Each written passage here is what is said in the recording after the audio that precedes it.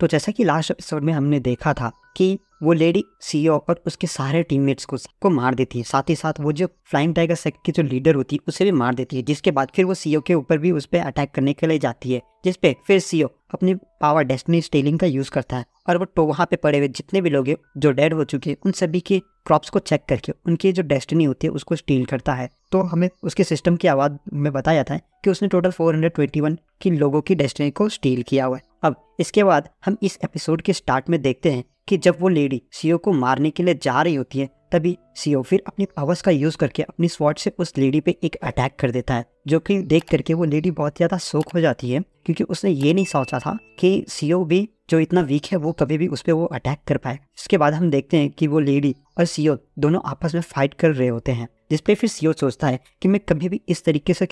सभी चीज़ों को ख़त्म नहीं होने दे सकता, क्योंकि इस लेडी ने मेरे टीममेट्स को मारा है और मेरे सारे सेट मेंबर्स को भी मारा है, मेरे फ्रेंड्स को भी मारा है। तो अगर मैं इस लेडी से हार भी जाऊं तो मुझे कोई फ़र्क नहीं पड़ता, लेकिन मुझे इस लेडी से रिवेंज लेना होगा। अगर मैं मरता भी हूँ तो मुझे इस लेडी को मार करके ही मरना है। जिसके बाद हम देखते हैं कि सीईओ अपनी एबिलिटी का यूज़ करता है, जो कि होता है मास्टर ऑफ द स्वॉर्ड। जिसके बाद वो उस लेडी के साथ अपने स्वॉर्ड से फाइट करने लग जाता है और इसके बाद सीईओ एक और अपनी एबिलिटी का यूज़ करता है जिसका नाम होता है आई ऑफ एन हॉकन, जो कि उस लेडी के सभी मूवमेंट को पता करने में उसे हेल्प करती है। और उसी के साथ वो फिर अपने रिफ्लेक्सेस का भी यूज़ करता है और उसी के इन सभी पावर्स का यूज़ करके वो उस लेडी पर एक बहुत ही ज़्यादा जोर का अटैक कर देता है, जिस वजह से उस लेडी की थोड़ी बहुत खून भी निकलती है। और उसी के बाद फिर सीईओ एक एक करके अपने बहुत सारी एबिलिटी का यूज़ करता है, जैसे कि गोल्डन बुद्धा और हार्डन, इसी तरह की बहुत सारे एबिलिटी का यूज़ करता है। तभी हम देखते हैं कि जब वो लेडी सीईओ पे अटैक करती है तो वो अपनी एक एबिलिटी का यूज़ करता है पेन रेजिस्टेंस का, जिससे कि उसे कोई दर्द नहीं होगा।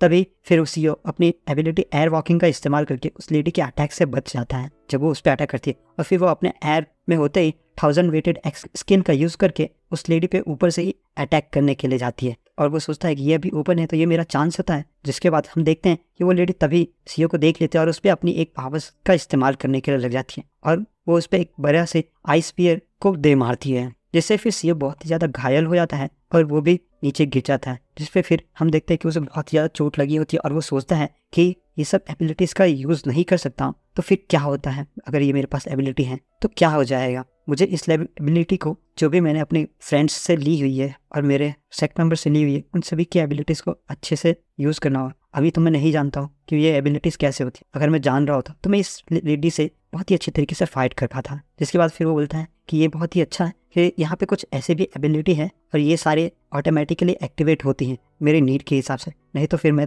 इस लेडी से थोड़ी भी देर के लिए टिक नहीं पाता और मैं इस लेडी के साथ अपने पावर्स और अपनी स्वॉर्ड का भी कोई एडवांटेज नहीं ले सकता हूँ, क्योंकि मेरी बॉडी जो है वो बहुत ही ज़्यादा वीक है। फिर सीईओ सोचता है कि मैंने अब तक 421 पीपल की जो पावर है डेस्टिनी वो मैंने स्टील की है, इसके बाद भी मैं उससे प्रॉपरली एक रिवेंज नहीं ले सकता हूँ, क्या वो इतनी ज़्यादा स्ट्रांग है। जिसके बाद हम उस लेडी को देखते हैं जो कि अपनी आइस मैजिक का इस्तेमाल करते हुए अपनी स्वॉर्ड से वहाँ पे बहुत ही ज़्यादा आइस क्रिस्टल्स को बना लेती है और फिर वो उस सारे आइस क्रिस्टल्स को लेकर के सीईओ पे मार देती है, जिससे फिर सीईओ बहुत ही ज़्यादा घायल रहता है। फिर तभी सीईओ सोचता है कि मेरे को अगर कुछ एबिलिटी ऐसी हो जिनसे मैं बहुत ही ज़्यादा अच्छे तरीके से फाइट कर पाता तो ये मेरे लिए बहुत ही ज़्यादा अच्छा होता है। तभी हम देखते हैं कि वो लेडी सीईओ पे और भी ज़्यादा अटैक्स करने लगती है, जिस पे फिर वो सोचता है कि मेरे पास ऐसा कोई भी एबिलिटी नहीं है जो कि मैं बहुत ही ज़्यादा अच्छी तरीके से जानता हूँ, लेकिन कुछ तो होंगे। फिर वो अपनी एबिलिटीज़ को सर्च करने लग जाता है, तभी वो लेडी उस पर आइस स्पाइक से अटैक कर देता है, जिससे उसके पैरों में आइस स्पाइक घुस जाते हैं और सीईओ को चलने में भी बहुत ही ज़्यादा प्रॉब्लम्स होती हैं।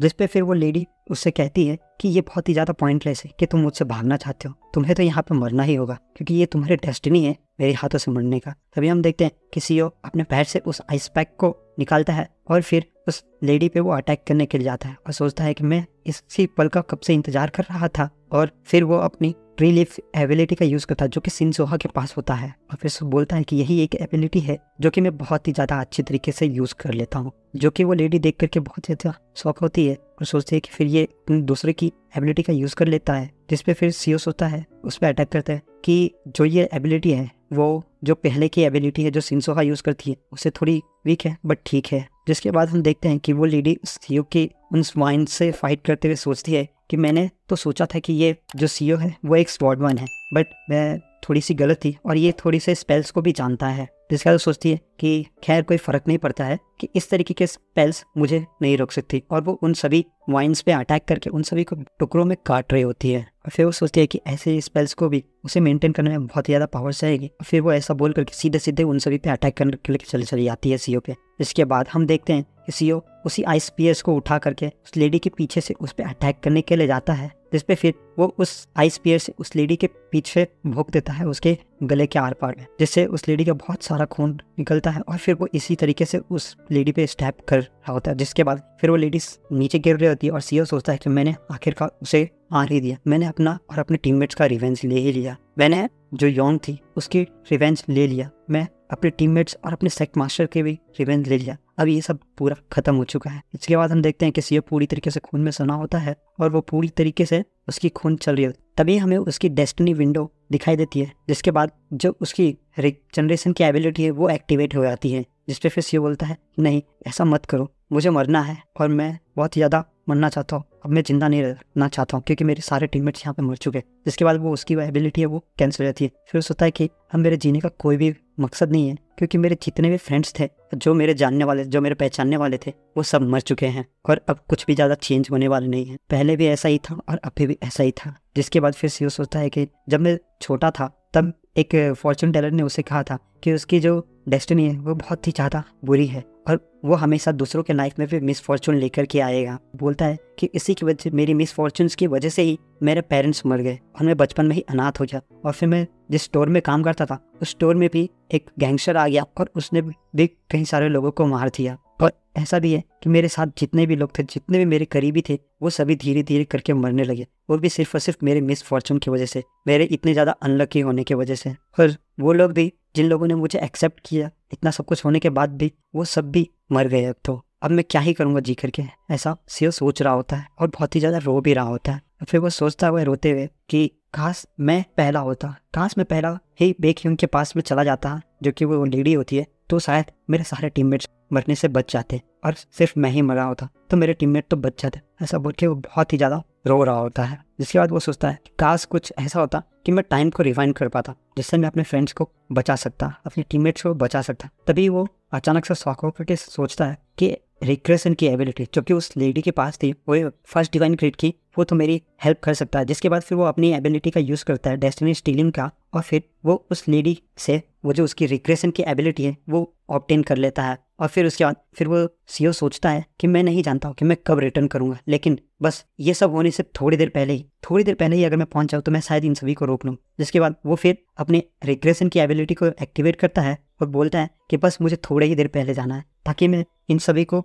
बचा सकूं, और बेक्यूंग से अपने आप को ही मरवा के बस मैं अपने टीममेट्स को बचाना, बस मुझे कुछ भी करके अपने टीममेट्स को बचाना है, इवन आफ्टर कि मेरी ही डेथ हो जाए उसमें। वो ऐसा बोल करके अपने एबिलिटीज़ का यूज़ कर रहा होता है कि हमें उसकी डेस्टिनी विंडो को दिखाया जाता है, जो कि उसकी ये रिग्रेशन की पावर को एक्टिवेट कर रहा होता है। जिसपे फिर हम देखते हैं कि उसकी जो डेस्टिनी विंडो होती है वो कुछ पॉपअप्स को शॉ करती है और इसके बाद एक फ्लैश सा होता है। जिसके बाद हम देखते हैं कि कोई अपना हाथ जोर से एक टेबल पर पटकता है, जिसपे ये हमें पता चलता है कि ये तो सीईओ है, जो कि अपने टाइम में बहुत ही ज़्यादा पीछे आ गया होता है। और फिर वो सोचता है कि मैं कहाँ हूँ, जो वो अपने सराउंडिंग्स को देख ही रहा था। तभी हमें पता चलता है कि उसके पास कुछ लोग आए हैं जो कि वो अपने हॉरोस्कोप को रीड करवाने के लिए आए होते हैं वहाँ पे। ये सोच देख करके फिर सीईओ बहुत ही ज़्यादा शॉक हो जाता है और फिर वो अपने हाथ पाँव से थरथराते हुए एक बुक को पकड़ के सोच रहा होता है कि मैं वापस आ गया टाइम पे पीछे। तभी हम देखते हैं कि दो जन उसके पास आते हैं, एक लेडी और एक मैन होता है, जिसपे फिर वो सीईओ बोलता है कि मैं वापस आ गया। ये बोल करके यहाँ पे ये जो एपिसोड है वो हमारी एंड हो जाती है। तो अब हम नेक्स्ट एपिसोड में देखेंगे कि सीईओ कितना टाइम पहले आया है और क्या वो इस बार अपने फ्रेंड्स की हेल्प कर पाएगा और क्या वो उनको बचा पाएगा। और ये जो लेडी थी वो ये कौन थी, क्या ये सीईओ की वाइफ है और या दूसरी है कोई और। तो अगर ये वीडियो आपको अच्छी लगी तो प्लीज़ हमारी वीडियो को लाइक कर दे ताकि यूट्यूब के एल्गोरिदम में हमारी वीडियो अच्छे से रैंक कर पाए। और thank you for watching. Please हमारे चैनल को सब्सक्राइब करें और अपने फ्रेंड्स के साथ इस वीडियो को जरूर शेयर करें। Thank you.